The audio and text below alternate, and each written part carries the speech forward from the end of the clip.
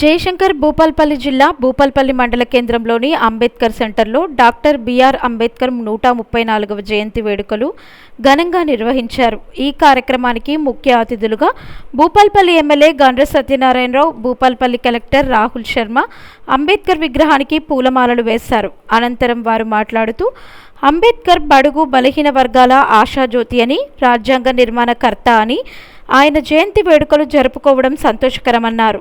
ఈ కార్యక్రమంలో Bhupalpally commissioner Srinivas, additional SP Bonala Kishan, schedule కులాల సంక్షేమ అధికారి శైలజ, అంబేద్కర్ సంఘం, దళిత సంఘం నాయకులు పాల్గొన్నారు.